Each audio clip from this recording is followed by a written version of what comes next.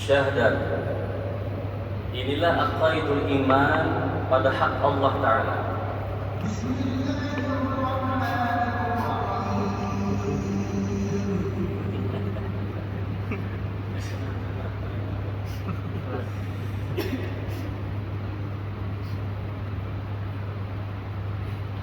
Aqaidul iman pada hak Allah Ta'ala yang tafsir. Jadi maksudnya adalah akaid tentang keimanan kita yang tafsiri, yang bersusun. Karena apabila ada bersusun, ya berantakan. Sebab sesuatu apapun dalam hukum itu mesti ada murokabnya, tafsirinya, susunannya. Karena apabila tidak ada susunannya, maka apa yang kita kerjakan dalam ibadah maupun akaid ini menjadi menjadi daur, menjadi kalau dalam bahasa kampung daur. Apa tafsirnya aqaidul iman? Yang pertama, wujud. Jadi sebelum kita berbicara tentang wujudnya Allah Ta'ala, ini memang perlu banyak pemahaman atau dasar yang perlu kita pahami bersama. Karena sebagaimana malam Selasa yang telah lalu, untuk menjadi perhatian dan penjagaan diri kita dalam masalah akaid ini, sebagaimana yang telah disampaikan 8 perkara supaya kita ini menyempurnakan yang 8 perkara itu. Yang pertama, hafaz kalian aqaidul iman. Jadi masalah aqaidul iman ini ya kita hafalilah, minimal mengkata kuasa baratan ada sebahagian nang wajib kita tahu supaya dalam penerapannya itu tadi sempurna, baik daripada ta'rif maupun tafsirnya, sehingga maksud dari sifat yang akan disampaikan dalam aqaidul iman nang 20 wajib mustajab 20 harus satu itu kawa kita mengamalkan dalam keseharian kita. Yang pertama, sifat yang wajib bagi Allah Ta'ala itu wujud. Insyaallah kita sudah tahu berarti. Tapi mungkin perlu penjelasan yang lebih luas. Dari semua sifat yang wajib itu kenapa jadi wujud? Kalau di dalam penjelasan sifat 20 yang kita ambil daripada pegangan Asy'ariyah dan Al-Maturidiyah, wujud ini menempati urutan pertama dan menjadi simpulnya. Tidak akan ada sifat qidam wujudnya kadada. Baqa pun tidak akan ada kalau wujudnya kadada. Begitu. Mukhalafatuhu ta'ala al-hadis qiyamu bi nafsi wahdaniyat qudrat iradat tidak akan ada kalau orangnya kadada. Jadi wujud ini menempati simpul dari akaid. Sehingga guru-guru kita dahulu itu kalau menjelaskan masalah wujud ini sangat hati-hati supaya kada terpeleset bahasa dan terpeleset dalil. Karena amun terpeleset bahasa saja masalah tauhid ini, lalu jamaah atau murid yang mendengar memahaminya lalu tersalah aja lalu juga. Jadi bahasa tauhid satu kata salah maka bisa membuat kesalahan. Nah ini pentingnya. Jadi bahasa-bahasa tauhid apalagi bahasa-bahasa tasawuf itu tidak sama dengan bahasa-bahasa syariat atau bahasa hukum fikih. Jadi perlu hati-hati dalam mengucapkan kata-kata. Yang terpenting kata-kata di dalam penjelasan tauhid itu bisa difahami dimengerti sesuai dengan tujuan akaid itu sendiri. Apa tujuan akaidul iman? Itu menyempurnakan keimanan yang sebenar-benarnya. Makanya dalam kalimat la ilaha illallah, tidak ada Tuhan sebenar-benarnya Allah. Nah, sebenar-benarnya ini yang wajib kita kaji. Tapi ulun bersyukur benar, alhamdulillah ada orang tua kita, ayahanda Profesor Dr. Kiai Haji Hairul Anwar ada di tengah-tengah kita. Jadi jika ibarat main sepak bola itu, kita hari ini ada wasit. Jadi bila ada salah sini prit ya sini. Karena perlu ada wasit, perlu ada pengawas. Jadi mohon kepada ayahanda bila ada sedikit salah ataupun salah penyampaian, tolong di-print. Kapan perlu bawakan apa namanya print gitu kan, seperti itu supaya tahu bahwa itu salah gitu kan. Jadi untung benar ada wasit di tengah-tengah kita. Backnya siapa? Backnya Kiai Haji Khairul Halim. Itu backnya itu. Nah, jadi di sini di belakang, back itu memang di belakang. Namun wasit harus kemana-mana, harus lompat. Jadi masalah wujud Allah ini coba kita baca. Pertama, wujud maknanya ada Allah Ta'ala, mustahil ia ada, maknanya tiada. Ta'rifnya pengapa? Supaya kita kenal dari penjelasan ada Allah, mustahil tiada, mala ta'aqqalu dzatu biduni. Artinya barang yang tiada terakal, zat dengan tiada wujud. Ini membaca sorangan di rumah itu bingung, wujudan enggak? Menyatakan belajar guru, apa maksudnya tadi itu? Yang pertama, wujud ada Allah. Satu dulu. Kita ini kalau bicara masalah wujud memang agak sedikit berat, karena pada hakikatnya pembicaraan masalah wujud Allah ini sampai sekarang masih banyak yang berdebat. Kenapa demikian? Karena ketika kita bicara wujud artinya ada Allah, lalu aja tuh ada namanya Allah. Kalau memang engkau katakan Allah itu bersifat wujud artinya ada Allah, kadang mustahil di tengah-tengah kita atau di tengah-tengah masyarakat kita bertanya, mana Allahnya, mana orangnya. Sesuatu wujud menuntut akan keadaannya. Sesuatu wujud itu sesuatu yang ada mesti menuntut keadaannya. Kita kiaskan aja, kalau umpamanya hari ini ada gelas, mesti gelas itu menuntut akan sebuah keadaan gelas itu sendiri. Kadang mungkin apabila kita mengadakan ada gelas, tapi wujud keadaan gelas itu tidak ada. Nah ini bahasannya agak sedikit berat. Tapi seberat-berat bahasa, amun kita pintar hari ini seberatan dapat hidayah Allah, paham aja terang. Yang penting itu hidayah Allah. Kita ini berharap dalam majelis ilmu itu ada hidayah Allah. Sebab konsekuensinya, bila kita tidak sampai pada pemahaman aqaidul iman yang pertama wujud, terlebih tidak memahami. Apalah arti kamu berjalan di muka bumi, tapi kamu tidak kenal siapa yang memperjalankanmu. Atau kalau kamu mengatakan Allah itu ada, tapi tidak bisa menunjukkan di mana ada Allah, ini akan menjadi perdebatan yang luas di tengah-tengah masyarakat kita. Jadi perlunya ada penjelasan yang sederhana supaya kita hadir di sini paling tidak paham apa maksud wujud, apa yang dikatakan keadaannya, dan seterusnya. Terlebih kalau sifat berlawanan dari wujud itu ada. Ta'rifnya mala ta'aqqalu dzatu biduni.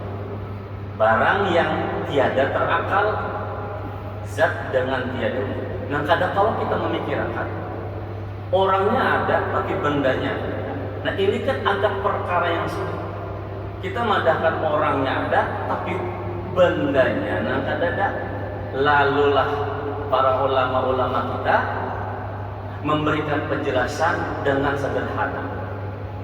Pertama, kalau memang sedemikian adanya engkau mengatakan ada Allah, tapi kamu tidak bisa melihatnya, apakah akan menjadi kesalahan di dalam iman kita? Di dalam pasal-pasal yang lain banyak membahas tentang itu. Lalu ada kalimat di dalam kitab-kitab terdahulu itu al-ihsan, an ta'budallah ka'annaka tarah fa in lam takun tarah fa innahu yaraka. Kalau umpamanya engkau itu hendak menyembahlah atau melihat Allah, kita kan zuhur, asar, maghrib, subuh itu artinya menyembah Allah. Kalau engkau menyembah Allah atau ingin bertemu dengan Allah tapi tidak bisa melihat, fa in lam takun tarah, dihalusi dulu sedikit, dibawahkan dulu, ada usah tinggi-tinggi, seolah-olah barang ikan melihat, seolah-olah barang Tuhan di hadapan, seolah-olah ada Tuhan. Itu al-ihsan. Artinya menguji keyakinan keimanan kita ini sampai di mana. Antara budallah, kalau ketika kita menyembah tapi kita kadang melihat ka'annaka, jadi seolah-olah barangkali ini tahu, seolah-olah kita melihat Tuhan. Walaupun ini perdebatannya mesti ujungnya kalau kena seolah-olah itu mesti menjadi rusak atau menjadi batal karena hanya seolah-olah. Nah, seperti itu. Dalam kitab yang lebih besar lagi, masalah pasal tentang sifat wujud Allah ini, kan kalau tarifnya tadi adalah sesuatu barang yang artinya kadang kalau dipikirkan tapi wajib ada. Sehingga kalau di dalam penjelasan Al-Imam Ghazali mengatakan bahwa kalau engkau memikirkan wujud Allah dengan akalmu pasti tidak sampai. Tapi ketika engkau ingin menyatakan wujud Allah dengan imanmu, niscaya kamu akan dapatkan. Niscaya kamu akan dapatkan. Tetapi kan niscaya itu artinya ada proses. Proses itulah namanya menuntut akan ilmu. Kalau kita bicara masalah dalil, jelas Allahul ladzi khalaqas samawati wal ardh. Maka dalil menunjukkan wujud adanya Allah itu adalah Allahul ladzi khalaqas samawati wal ardh.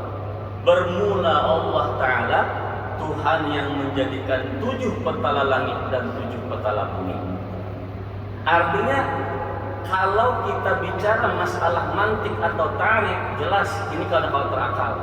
Tetapi paling tidak sesuatu yang ada mesti ada yang menciptakan. Kalau kita melihat kursi, mesti orang yang berakal saja. Kalau perlu orang beriman, mesti berpikir, ini pasti ada nama Allah, ada mungkin tidak ada. Kalau kita melihat satu benda apapun, ada sebuah buku, tidak mungkin buku itu tidak ada yang menciptakan, mesti ada yang menciptakan. Ini dasarnya saja, ini paling ringan. Kalau kita melihat langit dan bumi, mesti orang yang berakal saja mengatakan mesti ada yang menciptakan. Mustahil langit itu ada tanpa ada yang menciptakan. Makanya dalil yang paling sederhana diambil bagi pemula orang yang belajar akal itu Allahul ladzi khalaqas samawati wal ardh. Allah lah yang telah menciptakan 7 lapis langit dan 7 lapis bumi. Kalau ada sebahagian orang yang bertanya, sebahagian apa Pak? Sebahagian itu ada betapun ayahnya. Coba kamu tunjukkan padahal di dalam Quran dalil nakli, ayat apa, surah apa yang memadahkan Tuhan bersifat wujud. Gitu. Ada itu seperti itu bertanya. Ada nggak kayak itu betapun? Ada. Dalil yang mana, ayat berapa dan seberapa ayat yang mana, surah apa bahwa spesifik memadahkan Tuhan bersifat wujud. Memang di dalam Quran dari mulai surah Al-Fatihah sampai dengan surah An-Nas yang 30 juz itu tidak ada spesifik mengatakan Allah bersifat wujud. Betul, memang demikian. Cuma Allah berkata begini, awalam yatafakkaru fi anfusihim ma khalaqallahu as-samawati wal ard wa ma bainahuma illa bil haqq wa ajalin musamma wa in katsiran minan nasi bi liqa'i rabbihim kafir. Memang kalau secara spesifik Allah bersifat wujud itu tidak ada dalam Quran. Jadi kalau ada yang membahas itu memang kita tidak dapat menjawab dalam bahasa mereka. Tapi kalau dalam bahasa iman jelas, setiap sesuatu yang ada pasti ada yang menciptakan. Kita ada, siapa yang menciptakan? Makhluk ada, siapa yang menciptakan?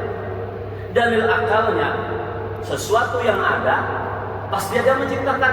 Mustahil tidak ada yang menciptakan. Itu dalil pertama yang bisa kita jawab. Ikam ada, siapa yang menciptakan? Abah mama? Bukan. Abah mama ikam tidak menciptakan. Abah mama ikam cuma memproses. Abah mama ikam ada, siapa yang menciptakan? Oh, kain ini? Bukan. Kain ini bukan menciptakan. Maka yang menciptakan adalah Allah. Kain ini kan hanya memproses. Makanya ujar Allah dalam surah Ar-Rum, awalam yatafakkaru fi anfusihim. Apakah kalian itu tidak pernah berpikir di dalam diri kalian? Jadi kita bahasa kamu untuk kamu ini kan ada pikiran sama sekali kah? Apakah ada pikiran sama sekali? Fi anfusihim, di dalam diri kalian itu kan?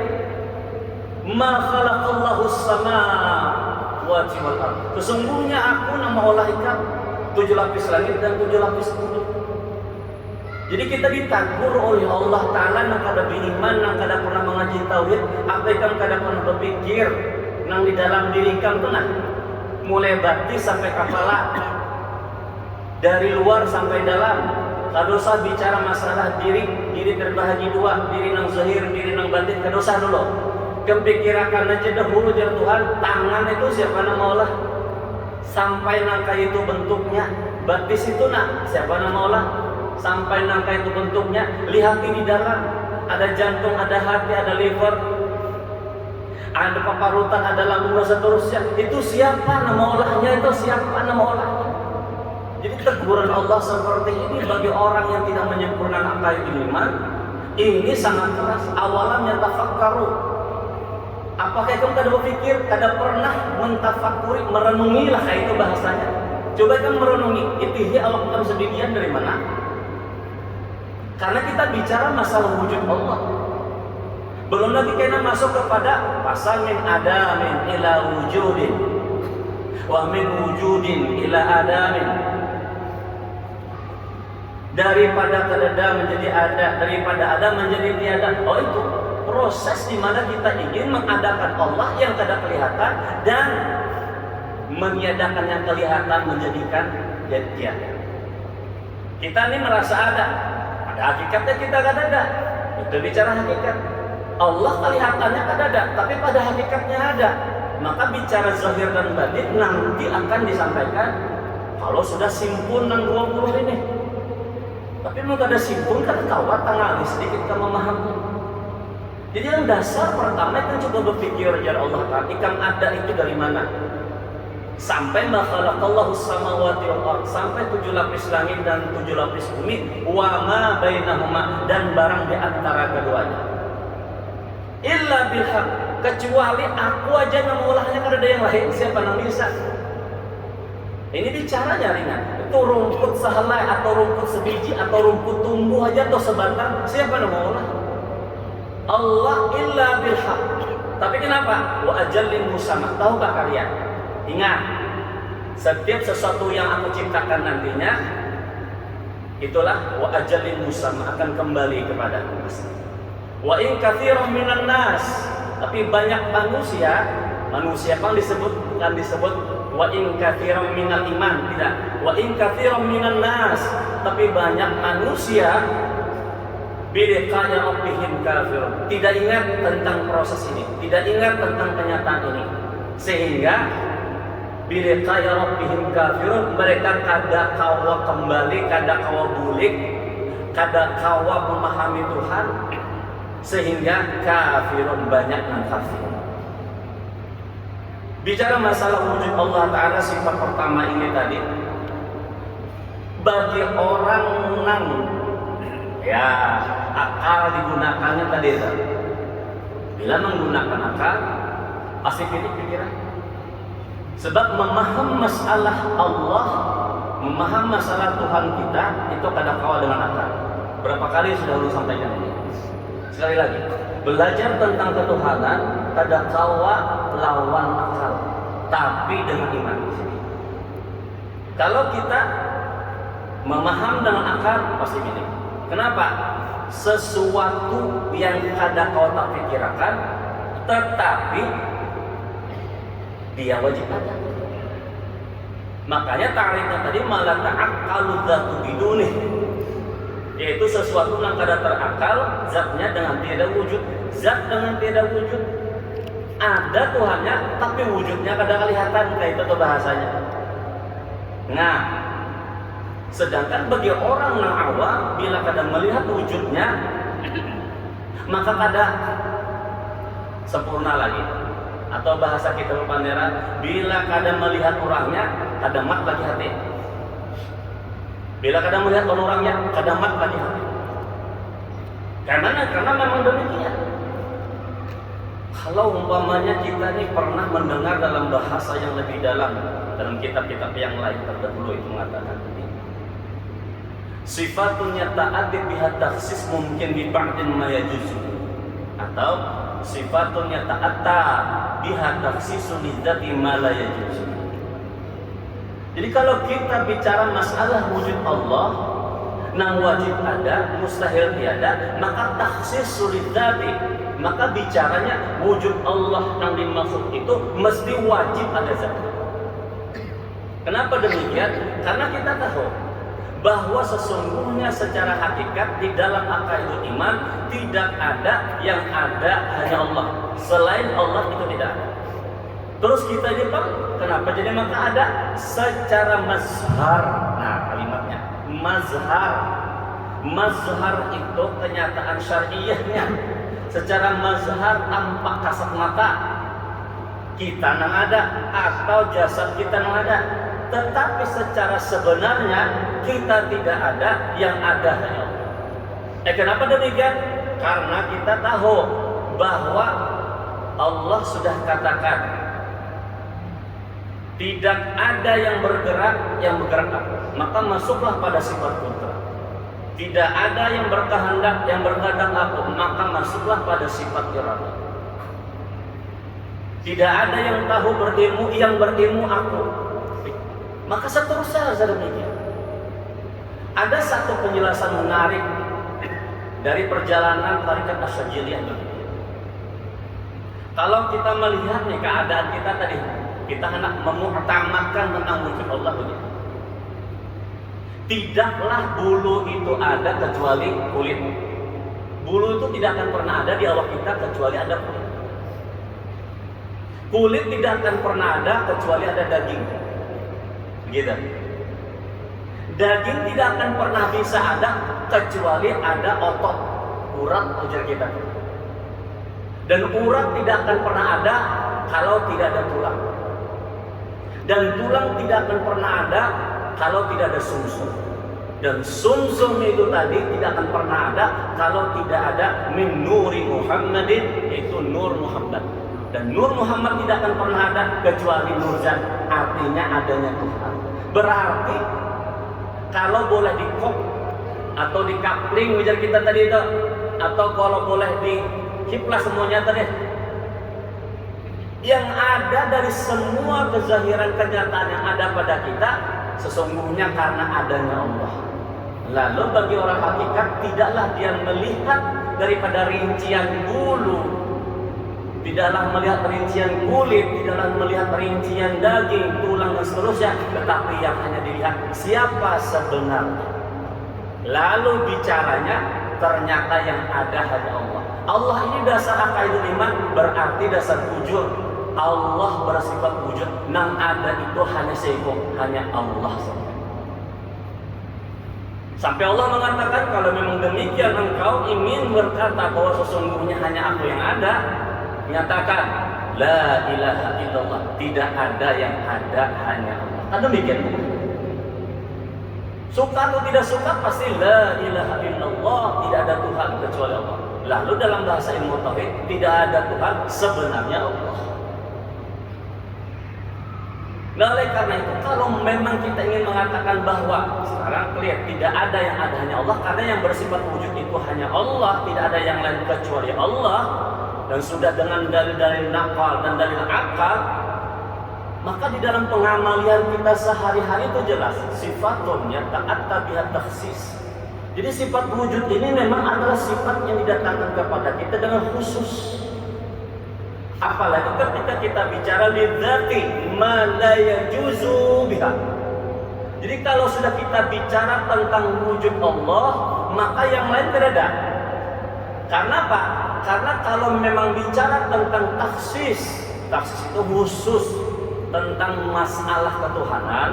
Nih, bicara masalah ketuhanan, maka lidzati ma la yajuzu, maka sesuatu keadaan Allah baik itu berupa wujud atau zat, malaya juzu, barang sesuatu yang tidak bisa masuk, yang harus dan seterusnya, atau yang mustahil dan seterusnya. Atau kalau kita umpamanya bicara Allah yang mengadakan, kalau sudah bicara Allah berarti kan ada lagi kalau apa ujar kita ditungkah-tungkah lagi, atau ujar kita dibantah-bantah lagi, ada kalau lagi. Itu karena sudah menjadi takhsis bagi kita. Makanya ketika seseorang masuk pada pemahaman wujud adanya Allah mustahil tiada, lalu dia mengadakan Allah, maka muncullah yang pertama sifat-sifat ketuhanan itu sendiri. Sederhananya apabila ikan ini belajar ilmu ketuhanan, arti belajar ilmu tauhid itu ketuhanan ngarannya, jangan alergi dengan bahasa berat beginilah. Jangan ikan belajar ilmu ketuhanan kalau pina sesat. Jangan kamu belajar ilmu ketuhanan kalau pina ikan si gila. Jangan kamu belajar ilmu ketuhanan kalau pina kafir. Makanya ulun katakan, orang yang mengucap la ilaha illallah Muhammadur Rasulullah hendak mati kemudian meninggal mengucap, maka dakhalal jannah, masuk surga. Orang yang mengucap nama Allah aja tadi masuk surga. Kenapa orang yang belajar ilmu tauhid dipadahkan kafir? Kan aneh. Pikirkan pian sebentar. Yalah ya anda. Orang tuh nak mati, kada tahu apa-apa, tiba-tiba Allah mengucap la ilaha illallah, meninggal, dakhalal jannah, masuk surga. Kayak apa orang yang belajar ilmu tauhid dari wujud sampai mutakalimun dirincikan, tiba-tiba ada nama mengatakan hati-hatilah kalau kafir. Kayak apa bisa bicara kafir? Nang kafir itu orang yang kadang mau belajar tentang ketuhanannya. Nah sampai di situlah kita banyak singgung, sampai di situ ini keras di bahasa. Jangan sampai ada yang tersinggung, jangan sampai. Nah kalau memang sudah belajar ilmu ketuhanan mulai wujud adanya Allah, pengamaliannya kayak apa? Pokoknya tidak ada yang ada hanya Allah. Jadi orang belajar ilmu ketuhanan itu lagi samanya berarti belajar menjadi Tuhan. Bahasa sederhananya, apa-apa yang ada pada Tuhan itu diumpatinya. Tuhan ada berarti ada, Tuhan ada. Tuhan kudrat berarti kuasa Allah. Secara taksis sifat-sifatnya kita bahas 20. Tapi kalau secara umum banyak sifat-sifat Tuhan itu. Apa secara sifat-sifat Tuhan? Banyak. Mulai Rahman, Rahim, Malik, Kudus dan seterusnya menjadi sifat dan asma bagi Tuhan. Kemudian sifat-sifat Tuhan yang taksis, ya wujud sampai mutakalim. Nah, taksis sifat Tuhan inilah yang menjadi pegangan kaidah kita setiap hari. Kalau bicara masalah wujud lagi sekali lagi, ujar Allah sudah Allah katakan. Banyak orang yang kadang kawa atau tidak pernah bertafakur bahwa adanya dia sungguhnya karena adanya. Bisalah kita memu'tamadkan dengan singkat penjelasan malam hari ini bahwa mu'tamad itu artinya menguat akan benar tadi, supaya betul-betul jangan goyah lagi. Dalam batin kita bertantah bahwa aku ini asalnya kadada, tapi karena Allah menciptakan lalu ada. Dan adanya aku pun nanti akan ditiadakan, karena sesungguhnya yang ada itu hanya Allah. Karena bicara masalah wujud atau sifat daripada pertama Allah ini simpul. Kalau bicara nanti masalah qidam sedia Allah, apalah arti sifat qidam? Kalau orangnya ada, apalah arti sifat baqa? Kalau orangnya ada, apalah artinya sifat qiyam binafsi, wahdaniyat, qudrat, iradat? Kalau orangnya ada. Jadi yang kita bicarakan sekarang ini pertama dasar wujud, ada Tuhan itu. Ada Tuhan, ada. Jelas. Kalau kita bicara masalah ada Tuhan itu, ada. Cuman kita perlu penjagaan, maka disebutkan dari awal perlu penjagaan, perlu pemeliharaan, perlu waspada. Kalau kita bicara Allah itu ada, Tuhan itu ada. Ada. Sekarang pertanyaannya, kalau Tuhan itu ada, tunjukkan Allah itu di mana? Tunjukkan adanya Tuhan itu. Nah ini jar kita tadi perlu pembahasan yang lebih luas. Tapi paling tidak guru-guru kita dahulu sederhana mengatakan, kalau umpamanya ada sebagaimana pertanyaan yang apabila kita katakan Allah itu wujud, ada Allah, lalu kita ini mengatakan kalau Allah itu ada, di mana Allah? Maka guru-guru kita menjelaskan dahulu, kalau engkau ingin tahu ada Allah, awalamnya tafakkaru ma khalaqallahu samawati. Lihati dengan keadaan ikam sekarang. Ada tangan ikam siapa mengolah? Ada awak ikam siapa mengolah? Ini sederhana, paling simpel itu jelasan seperti itu. Adanya ikam karena siapa ada? Karena ada Allah. Berarti ikam itu diadakan. Adanya ikam karena adanya Allah Subhanahu wa ta'ala. Adanya Tuhan. Maka di dalam penjelasan yang lain begini, bahwa sifatnya ta'at tabihat taksis. Kalau bicara masalah khusus wujud ini tadi, lizati ma la yajuzu, maka bila sudah ma la yajuzu, satu barang yang tidak akan pernah bisa terganti-gantikan, satu barang, satu perbendaharaan, satu penjelasan yang kada bisa ujar kita. Kalau aku mau menggantikan Tuhan, kada bisa. Kalau ini gelas, maka gelas bentuknya seperti itu. Kalau ini tutup gelas, berarti bentuknya seperti itu, karena taksis dia. Lalu dikatakan oleh guru-guru kita zaman dahulu itu, kalau engkau ingin mengatakan pertama Allah bersifat wujud, mustahil ada, maka adamnya itulah menjadi keadaan kita. Kan banyak petentang orang mengatakan kalau sudah dia belajar lebih jauh, lalu dia mengatakan bahwa tidak ada yang ada hanya Allah, lalu dia uraikan Allah yang dimaksud secara baik itu secara hakikat dan seterusnya, lalu dia tahkikkan, apa arti tahkik? Dia benarkan bahwa keadaannya adalah diri daripada Allah, maka itu akan sangat rancu atau berbahaya kalau kita keluarkan dalam bahasa umum. Lalu perlu kita tegaskan bahwa wujud Allah Subhanahu wa ta'ala secara kasat mata kada kau dilihat, secara kasat pendengaran kada kau didengar, secara kasat kalam kada kau diucap. Tetapi bila kamu ingin melihat Allah dengan keadaan-keadaannya, hanya bisa dilihat dengan ilmu. Jadi orang bertanya, biar guru melihat keadaan lawan Allah, wujudnya Allah?